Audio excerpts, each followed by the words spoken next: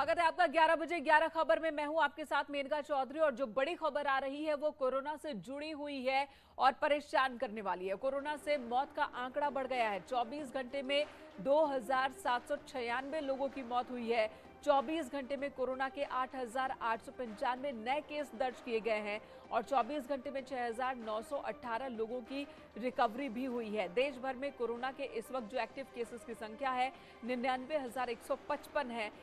लेकिन जो आंकड़ा डराने वाला है, सचेत करने वाला है, वो मौतों का आंकड़ा है, क्योंकि बीते 24 घंटे में 2,796 लोगों की जान कोरोना की वजह से गई है, जो कि हाल फिलहाल में एक बहुत बड़ा आंकड़ा है। ये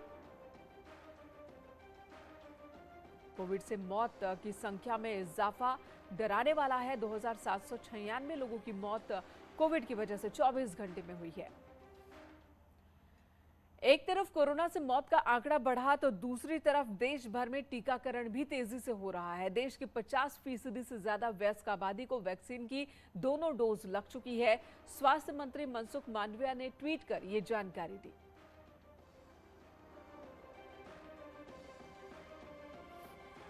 50% वयस्क आबादी को दोनों डोज कोरोना के दिए जा चुके हैं। ये जानकारी स्वास्थ्य मंत्री ने दी है, ट्वीट कर जानकारी दी है। उन्होंने ट्वीट कर लिखा है कि हम लोग कामयाब होंगे। देश के लोगों के लिए ये गौरव का पल है कि 50% से ज्यादा आबादी को दोनों डोज लग चुकी है। पूरे देश के लिए गर्व का क्षण है ये। कोविड से जंग हम जरूर जीतेंगे। तो ये मनसुख मांडविया ने ट्वीट किया है और इस वक्त आपको बता दें कि इसे एक कामयाबी के तौर पर, हालांकि कोरोना के मामले भी इस बीच बढ़े हैं और इसकी वजह से कहीं ना कहीं डर का भी माहौल लोगों में है। केंद्रीय मंत्री पीयूष गोयल ने भी ट्वीट किया है। उन्होंने लिखा है कि देश में वैक्सीनेशन योग्य नागरिकों में से 50% को कोविड टीकाकरण का डबल डोज और इसी के साथ पूर्ण हुआ है। पीएम नरेंद्र मोदी के नेतृत्व में इस महत्वपूर्ण उपलब्धि के लिए सभी स्वास्थ्य कर्मचारियों, कोविड वॉरियर्स और स्वास्थ्य मंत्री को उन्होंने हार्दिक बधाई दी है। और इधर कोरोना के नए वेरिएंट ओमिक्रॉन को लेकर चिंता बढ़ती जा रही है। ओमिक्रॉन वेरिएंट का देश में एक और केस मिला है। दक्षिण अफ्रीका से मुंबई लौटा शख्स ओमिक्रॉन वेरिएंट से संक्रमित पाया गया।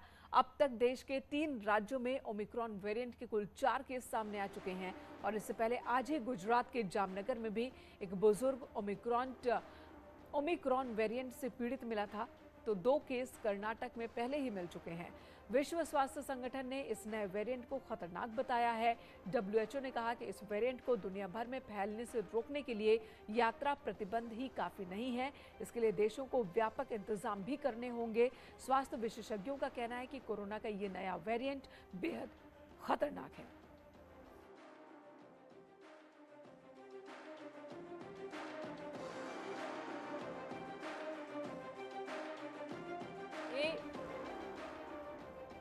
कि कोरोना की तीसरी लहर का कारण भी बन सकता है ये वेरिएंट। दुनिया के 31 देशों में ओमिक्रॉन वायरस अब तक फैल चुका है।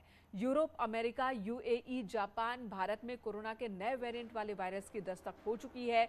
ओमिक्रॉन वेरिएंट में अब तक 53 म्यूटेशन हो चुके हैं। ओमिक्रॉन के स्पाइक प्रोटीन में 32 म्यूटेशन हो चुके हैं, जिससे अंदाजा ये लगाया जा सकता है कि ये वायरस कितना खतरनाक है। और चलिए अब आपको बताते हैं ओमिक्रॉन वेरिएंट से बचने के लिए क्या क्या सावधानियां बरतनी चाहिए। ओमिक्रॉन वेरिएंट से बचने के लिए अपना कोविड-19 की दोनों डोज बहुत जरूरी है कि आप दोनों डोज जरूर कंप्लीट करें। सामाजिक दूरी का पालन करना भी जरूरी है। नियमित अंतराल पर हैंड सैनिटाइजर का इस्तेमाल करते रहें। सार्वजनिक जगहों पर जाने से पहले मास्क का इस्तेमाल करें। जरूरी ना हो तो यात्रा करने से बचें। भीड़ वाले इलाकों में जाने से बचें। नियमित अंतराल पर हाथ को अच्छे से धोएं। घर या ऑफिस के अंदर पर्याप्त वेंटिलेशन भी होना जरूरी है।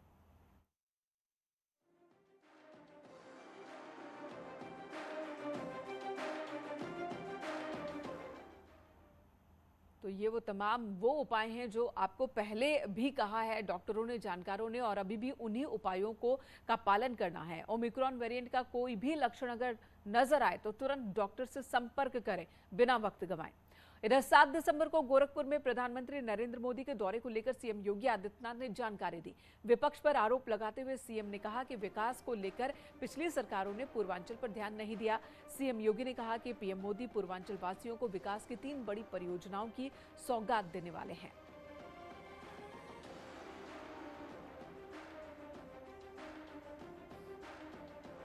सात दिसंबर को प्रधानमंत्री नरेंद्र मोदी गोरखपुर पहुंचेंगे और वहीं से वो पूर्वी उत्तर प्रदेश को सौगात देने वाले हैं। 3 बड़े प्रोजेक्ट्स हैं जिनका वो उद्घाटन करने वाले हैं, जिसमें एक यूरिया फैक्ट्री है, एम्स है और इस तरह का गिफ्ट पूर्वांचल को मिलने वाला है।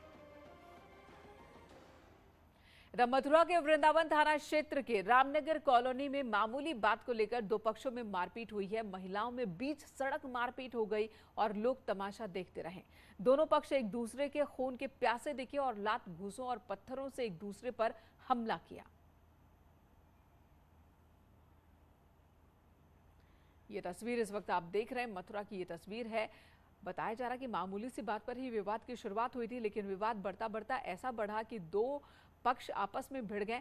महिला पुरुष आप देख रहे हैं कि किस तरह से 2 पक्षों में मारपीट हो रही है। महिलाएं भी सड़क पर गुत्थम गुत्था नजर आ रही हैं। लात घूंसों से और एक दूसरे पर पत्थरों से भी इन्होंने हमला किया है।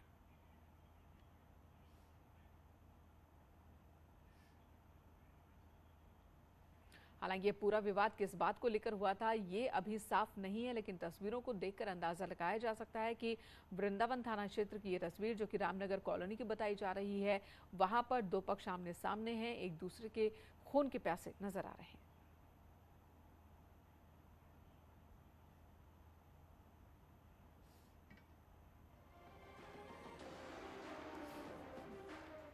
और 7 दिसंबर को गोरखपुर में पीएम मोदी के दौरे को लेकर सीएम योगी आदित्यनाथ ने आज जानकारी दी है। विपक्ष पर उन्होंने इस दौरान आरोप भी लगाया कि किस तरह से पिछली की सरकारों ने पूर्वांचल की उपेक्षा की, लेकिन अब बीते 4.5 साल में पूर्वांचल को लेकर कई विकास परियोजनाओं पर काम हुआ और वो अपने नतीजे तक पहुंचता हुआ नजर आ रहा है।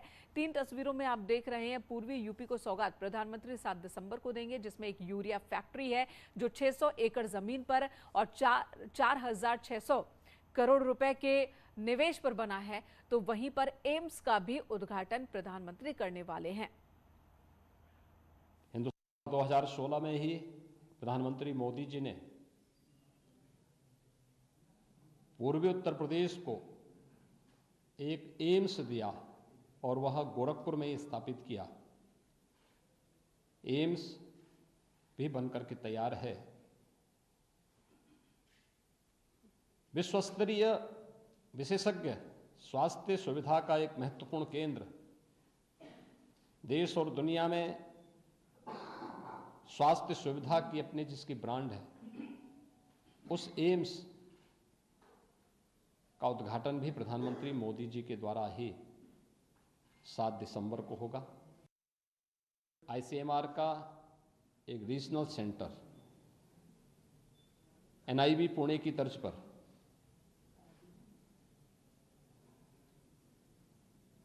गोरखपुर में बनकर के तैयार हो चुका है,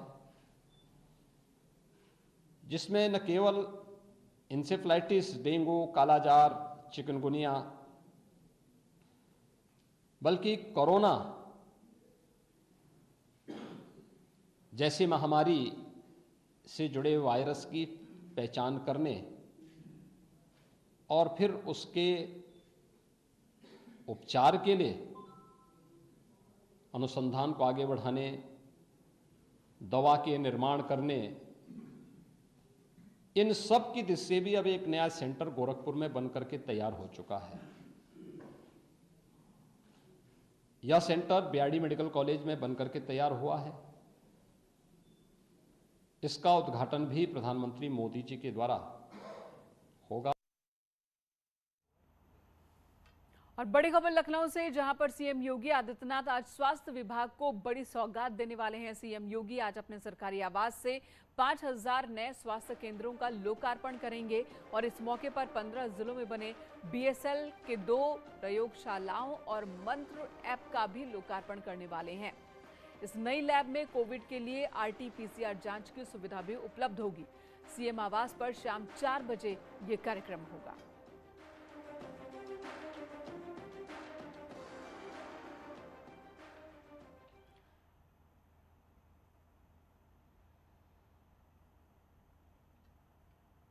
इधर पीलीभीत के पूरनपुर कोतवाली क्षेत्र में सड़क निर्माण को लेकर दो पक्ष आमने सामने आ गए। आरोपों के मुताबिक गांव के ही दबंग पक्ष ने प्रधान के घर में घुसकर मारपीट की और दबंग ने प्रधान के भाई को रास्ते पर रोककर पीटा। तस्वीरों में भी आप दबंगई देख सकते हैं। महिला पुरुष एक दूसरे पर टूटे हुए हैं, मारपीट कर रहे हैं। वीडियो बनाओ सुरेश है ना, वीडियो बनाओ घर में घुसे ऐसा।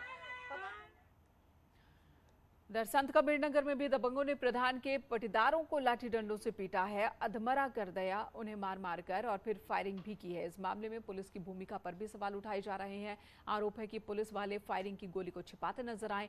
पीड़ित पक्ष का आरोप है कि पुलिस उनकी सुनवाई नहीं कर रही है। धनघटा थाना क्षेत्र में ये वारदात हुई है। पर चढ़कर गोली फायरिंग किया और मेरे गाड़ी को तोड़े फोड़े हैं और उसके बाद मेरे पटीदार के द्वार पर चढ़कर 5-7 फायरिंग किए। उसके बाद इधर कानपुर पुलिस को बड़ी कामयाबी हाथ लगी है। 1 करोड़ की चरस के साथ एक आरोपी को पुलिस ने गिरफ्तार किया। खच्चर गैंग से जुड़ा है वसीम, जिसे गिरफ्तार किया गया। स्वाट टीम और पुलिस ने मिलकर ये गिरफ्तारी की है और इसके पास से 1 करोड़ की चरस बरामद की गई है।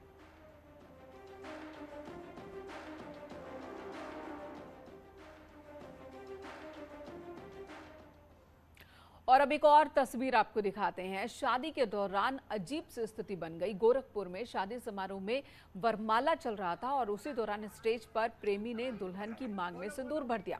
इसके बाद लड़की के परिजनों ने पुलिस को जानकारी दी। पुलिस को बुलाया गया और फिर ग्राम प्रधान और दोनों पक्षों के लोगों की मदद से इस मामले को पुलिस ने सुलझाया। इसके बाद दुल्हन को दूल्हे के साथ विदा किया गया। बताया ये जा रहा है कि इन दोनों में अफेयर था। कुछ महीने पहले ही नौकरी के लिए लड़का बाहर गया था शहर से और इसी बीच लड़की के परिजनों ने उसकी शादी तय कर दी। युवक को जब इस बात की जानकारी मिली तो वो गांव लौटा और फिर वरमाला के दौरान उसने ये हंगामा खड़ा किया। इस घटना का वीडियो अब सोशल मीडिया पर वायरल हो रहा है।